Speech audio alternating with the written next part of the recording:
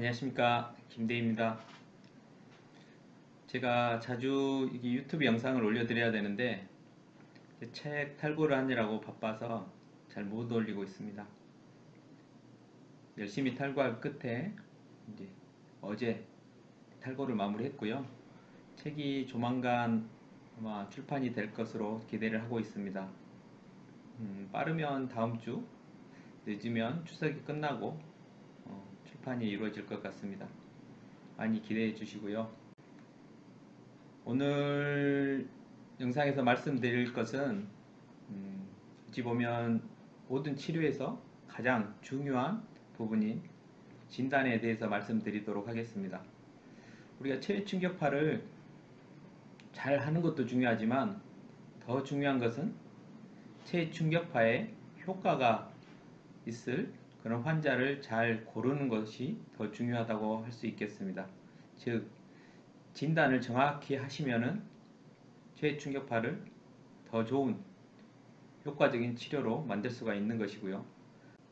만약 체외 충격파가 맞지 않는 환자에서, 즉 잘못된 진단에서 체외 충격파를 적용한다면은 그 효과가 나타나지 않을 것이고요. 오히려 어떠한 경우에서는 심한 합병증이 발생할 수가 있습니다.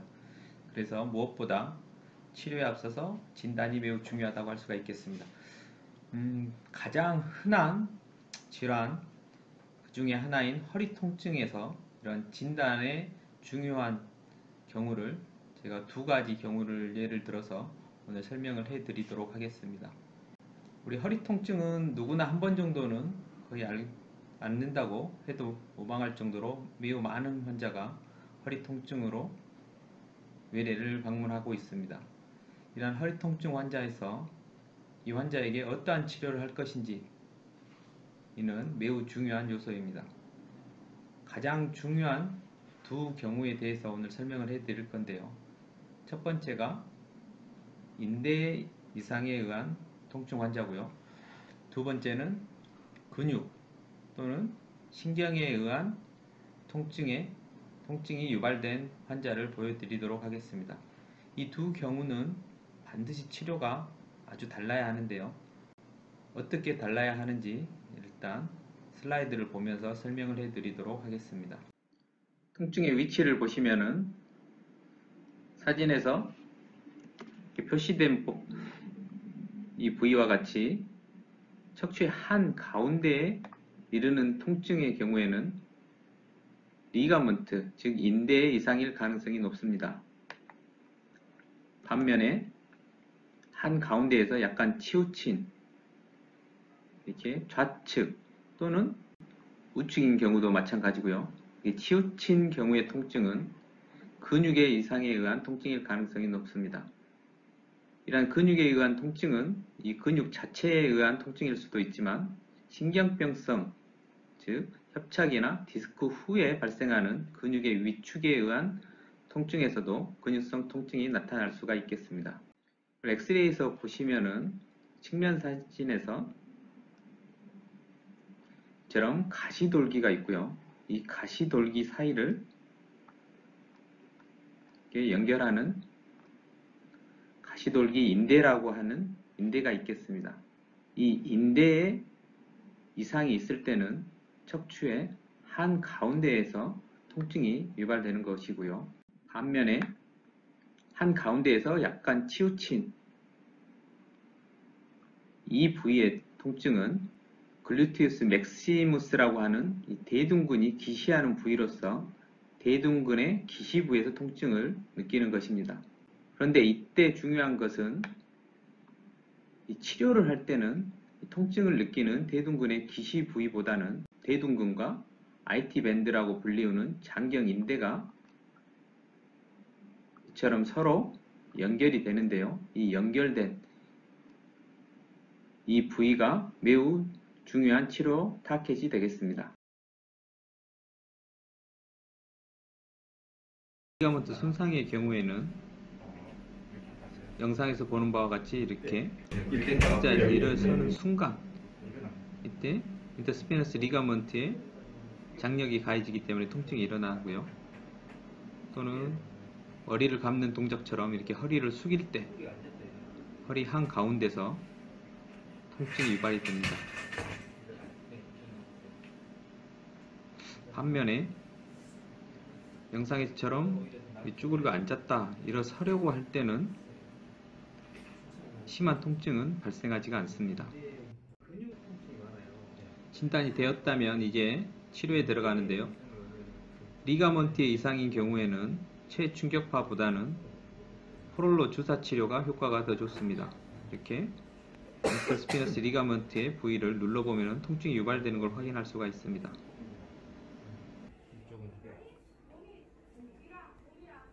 가운데 이렇게 아프죠? 예.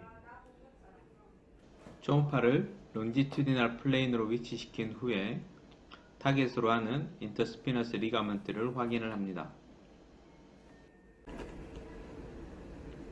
리가먼트를 확인했으면 아웃 오브 플레인 방식으로 니들을 인서션을 하여 주사를 시행할 수가 있겠습니다.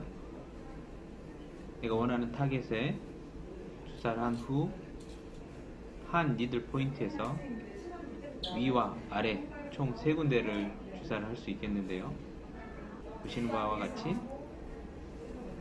한 곳에 인젝션이 끝나면 니들을 완전히 피부 밖으로 빼지 말고 니들을 익스트레슨 시킨 후 다시 밑에 레벨에 니들을 인서션을 합니다. 밑에 레벨도 주사를 한 후에 다시 니들을 어느 정도만 뺀 후 위의 레벨에 대해서도 똑같이 주사를 시행하면 되겠습니다.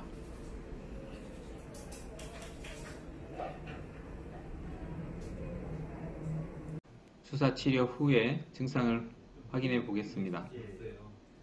증상을 보시면은 주사 전과 비교하여 통증이 많이 감소한 걸 확인할 수가 있습니다. 허리를 숙일 때나 앉을 때 모두 증상 감소를 확인할 수가 있고요. 이때 중요한 것은 주사 후에 통증은 감소하였지만은 프롤로 약제의 입자가 크기 때문에 뭔가 무거운 느낌이 지속되는 것을 확인할 수가 있습니다.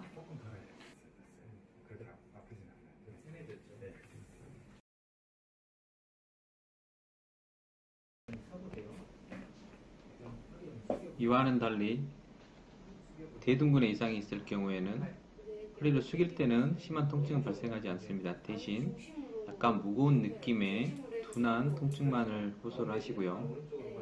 그런데 쭈그리고 앉았다 일어서는 순간 좀 더 심한 통증을 호소하게 됩니다.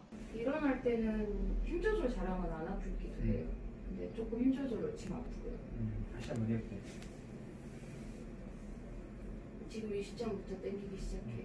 일어나 보시고 일어나는 순간에 좀 힘들긴 해요. 네, 무거운 느낌은 있어요. 무거운 느낌은 있어요. 최충격파 치료는 앞서 설명했듯이 대둔근과 장경인대가 만나는 부위를 주 타겟으로 해서 치료를 시행하면 되겠습니다. 치료를 하다 보면은 그 부위에서 매우 심한 통증이 유발되는 것을 확인할 수가 있습니다. 구체적인 치료법은 제가 앞서 유튜브에 올려드렸던 IT밴드 허리 통증 치료에 잘 나와 있으니 참조해 주시기 바라겠습니다. 이게 아플 것 같은데? 맞습니다. 치료하는 영상을 잘 보시면은 제가 트랜스미터를 움직일 때 트랜스미터가 지나가다 갑자기 덜컹하는 느낌으로 지나가는 것을 확인할 수가 있습니다. 저 부위가 바로 섬유성 변화를 보이는 부위로 우리가 치료를 할 때 주 타겟으로 치료를 해야 되는 부위가 되겠습니다.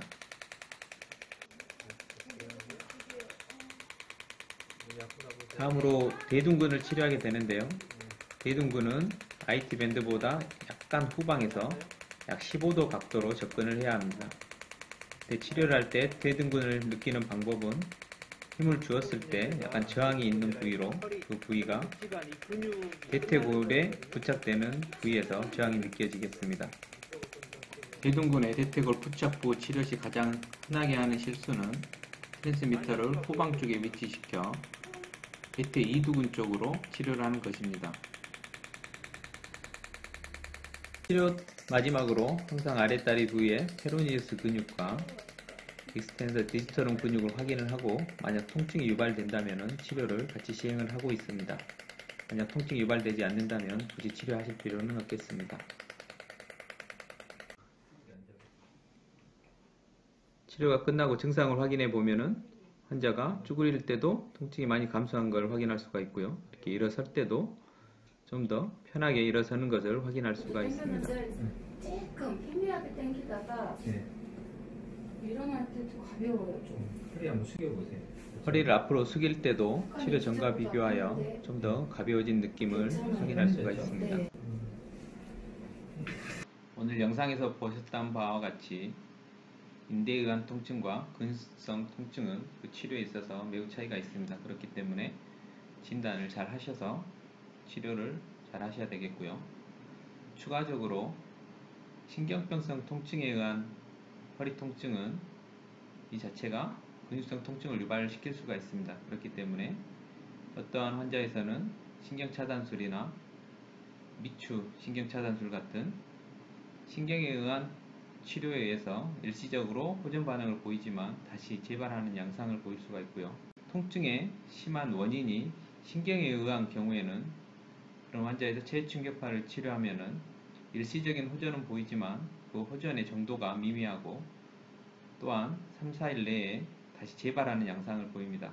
그럴 경우에는 신경병성 통증에 대해서 보다 적극적으로 이밸류에이션을 해서 신경병성 통증에 대한 치료 후에, 즉 원인이 되는 문제를 해결한 후에 체충격파를 적용을 하시면 더 좋은 체충격파의 효과를 얻을 수가 있겠습니다. 오늘 영상이 여러분의 치료에 매우 많은 도움이 되기를 희망하면서 오늘 영상을 마치도록 하겠습니다. 감사합니다.